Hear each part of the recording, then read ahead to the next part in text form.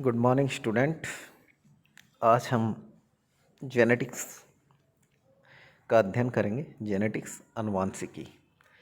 तो यहाँ पर दे रखा है, जनक के लक्षणों का एक पीढ़ी से नई पीढ़ी में जाना वंशानुक्रम कहलाता है तथा विज्ञान की ऐसी शाखा जिसमें अनुवांशिकता एवं विभिन्नताओं का अध्ययन किया जाता है उसे जेनेटिक्स कहते हैं।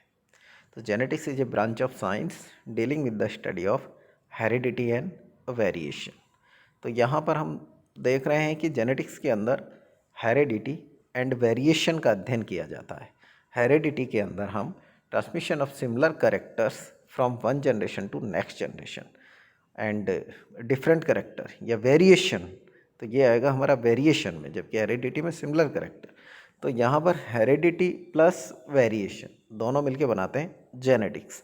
तो कहने का मतलब जेनेटिक्स मतलब साइंस की मतलब एक ब्रांच है या विज्ञान की एक शाखा है जिसमें हम हेरिडिटी एंड वेरिएशन का अध्ययन करते हैं। तो यहाँ पर जो जेनेटिक्स के बारे में हम देखते हैं, ग्रेगर जोहानन मेंडल जो फादर ऑफ जेनेटिक्स जिन्हें हम कहेंगे, फादर ऑफ मॉडर्न जेनेटिक्स, तो वाटसन।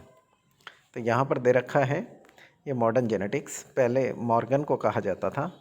आगे हम यहाँ देखते हैं टर्मिनोलॉजी रिलेटेड टू जेनेटिक्स।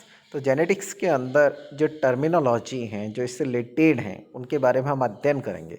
सबसे पहले दे रखा है जीन, और दे रखा है इसको हम कारक भी कह सकते हैं। जीन फैक्टर मतलब अनुवांशिक लक्षणों या जेनेटिक करेक्टर्स को कंट्रोल करने वाली इकाई या यूनिट को मेंडल ने कारक कहा तथा इसी को जोहानसन ने जीन कहा। वर्तमान में इसी को सिस्ट्रॉन कहा जाता है। सिस्ट्रॉन मतलब स्ट्रक्चरल जीन। तो कहने का मतलब ये है कि जो मेंडल ने जिसे फैक्टर कहा था, बाद में जोहानसन ने इनका नाम दिया 1909 के अंदर जीन। बाकी हम देखते हैं यहाँ पर सेकंड जो टर्मिनोलॉजी है वो दे रखा है एलील। एलील का मतलब क्या होता है? Alternative form of gene. Gene का अल्टरनेटिव फॉर्म वो कहलाएगा एलील।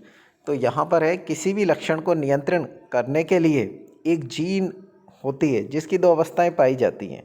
ये दोनों अवस्थाएं एक दूसरे की विकल्प भी होती है, मतलब कि अल्टरनेटिव होती हैं, इन्हें एलील कहते हैं। ये दो समजात गुणसूत्रों पर एक ही लोकस पर पाई जाती हैं। ये दोनों प्रभावी भी हो सकती हैं, एक प्रभावी दूसरी अप्रभावी, तथा दोनों अप्रभावी भी हो सकती हैं। प्रभावी मतलब कि जैसे कैपिटल टी और एक प्रभावी और एक अप्रभावी मतलब कैपिटल टी स्मॉल टी, या दोनों अप्रभावी स्मॉल टी हो सकती हैं। आगे देखा होमोजाइगस, जब जीन के दोनों एलील समान होते हैं तो उसे हम समयुग्मकी कहते हैं। मतलब कि दोनों एलील, कहने का मतलब दोनों अगर कैपिटल टी हैं या दोनों स्मॉल टी हैं तो होमोजाइगस कंडीशन होगी।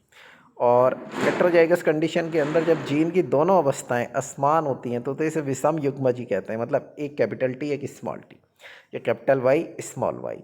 अब फिनोटाइप क्या है? किसी जीन की बाह्य संरचना को उसका फिनोटाइप लक्षण कहते हैं। मतलब जो एक्सटर्नल मॉर्फोलॉजी है जो हमें बाहर से नज़र आता है वो फिनोटाइप कहलाएगा, जैसे कि कलर, हाइट। और सेकंड यहाँ पर दे रखा है जीनोटाइप, किसी जीव की अनुवांशिक या जीनी संरचना को जीनोटाइप कहते हैं।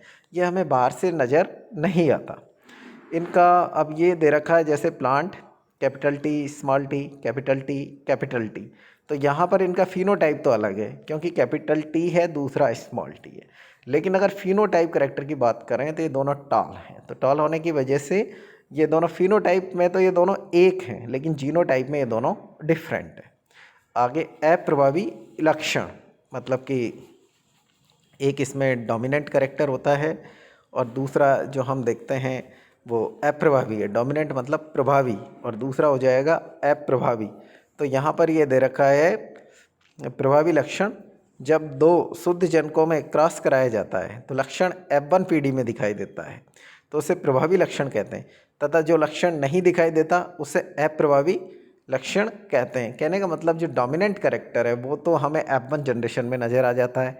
जैसे हमने प्लांट का क्रॉस किया, ये टॉल प्लांट है कैपिटल टी, उसका क्रॉस किया हमने स्मॉल टी, तो स्मॉल टी शॉर्ट प्लांट था, अब टॉल और शॉर्ट, तो यहाँ कैपिटल टी स्मॉल टी जो हमें F1 जनरेशन में नज़र आया तो इसको हम देखेंगे यहाँ पर डोमिनेंट करेक्टर मतलब कि प्लांट टॉल होगा, और जो स्मॉल टी वाला करेक्टर है वो छिप गया है मतलब कि वो रेसिसिव करेक्टर है, और जो यहाँ पर प्रभावी करेक्टर है वो दिखाई देता है।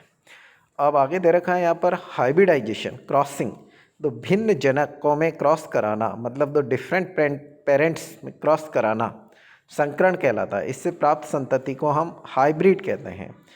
हाइब्रिड जो यहाँ पर दो जनकों में क्रॉस करने के बाद जो F1 जनरेशन में आता है वो हो जाएगा हमारा हाइब्रिड। आगे दे रखा है मोनोहाइब्रिड क्रॉस, एक जोड़ी भिन्न लक्षणों वाले जनकों में क्रॉस कराना मोनोहाइब्रिड कहलाता है। दो भिन्न जोड़ी वाले लक्षणों में क्रॉस कराना डाईहाइब्रिड कहलाता है।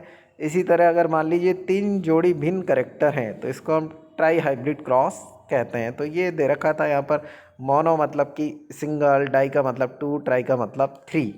और आगे दे रखा है हाइब्रिड विग्योर, जो संकर ओज ऐसी संतति या मतलब ऐसी जो नेक्स्ट जनरेशन जो अपने जनकों से श्रेष्ठ होती है तथा बंद होती है, मतलब अपने जनकों से तो श्रेष्ठ है पेरेंट्स से, लेकिन वो बंद है मतलब कि स्टेराइल है, तो इसे हम बोलेंगे यहाँ पर हाइब्रिड विग्योर। तो इसका सबसे पहले इसके बारे में GH सल ने बताया था, GH सल। और ये जो इसका एग्जाम्पल है खच्चर, क्योंकि खच्चर क्या है, हाइब्रिड विग्योर मतलब अपने पेरेंट्स से मतलब कि ये क्या करें श्रेष्ठ है, लेकिन क्या है ये स्टेराइल है। आगे यहाँ पर दे रखा है स्वपरागण सेल्फिंग, समान लक्षणों वाले जनकों में क्रॉस कराना स्वपरागण कहलाता है या सेल्फ पॉलिनेशन। आगे चेकर बोर्ड, ऐसी विधि जिसके द्वारा किसी पीढ़ी के युग्मकों की सहायता से अगली पीढ़ी की संतति का अनुपात या उसका रेशियो मालूम कर लेते हैं, उसे चेकर बोर्ड कहते हैं। और एक है रेसिप्रोकल क्रॉस, जब जनकों की लैंगिक प्रकृति को बदलने पर परिणाम पर कोई प्रभाव नहीं पड़ता तो उसे व्युत्क्रम या रेसिप्रोकल क्रॉस कहते हैं। जैसे कैपिटल टी यहाँ पर मेल है, स्मॉल टी यहाँ पर फीमेल है। अब हमने इसको चेंज कर दिया, मान लो कैपिटल टी को हमने फीमेल ले लिया और स्मॉल टी को हमने मेल ले लिया, लेकिन फिर भी जो F1 जनरेशन आएगा वही कैपिटल टी स्मॉल टी मतलब कि यहाँ पर टॉल वाला करेक्टर आएगा। तो कहने का मतलब हमने जो ये पेरेंट्स थे इनकी सेक्सुअल कैरेक्टर या लैंगिक प्रकृति को बदला, लेकिन बदलने पर भी परिणाम पर कोई प्रभाव नहीं पड़ता, तो उसे हम रेसिप्रोकल क्रॉस कहते हैं। तो आज बच्चों हमने क्या जेनेटिक्स के बारे में जाना, जो सबसे पहले तो फर्स्ट जेनेटिक्स। तो जेनेटिक्स के अंदर study of heredity and variation यहाँ पर, और father of genetics Gregor Johann and Mendel, जिन्हें हम शुरू से ही पढ़ते आते हैं। और आगे हमने देखा है कि मेंडल ने जो पी प्लांट जो पैसम सेटाइवम है उसके ऊपर, गार्डन पी के ऊपर इन्होंने अपना स्टडी किया। आगे इसमें टर्मिनोलॉजी जो जेनेटिक्स से रिलेटेड है जो ज़्यादा इंपॉर्टेंट है। फर्स्ट तो हमने देखा यहाँ पर जीन, सेकंड हमने देखा एलील, थर्ड हमने होमोजाइगस, फोर हमने हेट्रोजाइगस, 5 फिनोटाइप, 6 जीनोटाइप या डोमिनेंट करेक्टर, हाइब्रिडाइजेशन जिसके अंदर monohybrid cross, dihybrid cross, trihybrid cross. इसके बाद हमने देखा हाइब्रिड विग्योर, और यह इसके बाद हमने स्वपरागण का अध्ययन किया।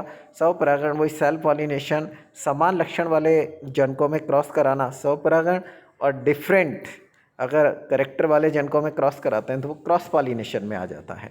और आगे हमने देखा यहाँ पर चेकर बोर्ड, जिससे मतलब कि हम किसी पीढ़ी के युग्मकों की गैमीट की सहायता से नेक्स्ट जो जनरेशन है उसकी जो यहाँ पर प्रोजेनी आएगा उनका रेशियो मालूम करना, ये हमारा कहलाएगा चेकर बोर्ड, इससे हम मालूम कर सकते हैं।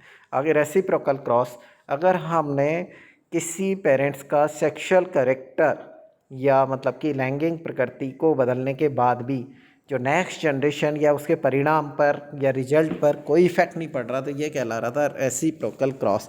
तो बच्चों हमने आज जो जेनेटिक्स है इससे रिलेटेड जो इम्पोर्टेंट टर्मिनोलॉजी है इनके बारे में जाना।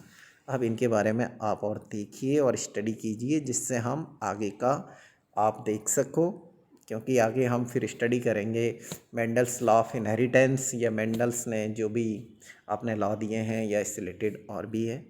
तो बच्चों आप इसे देखिए। Thank you.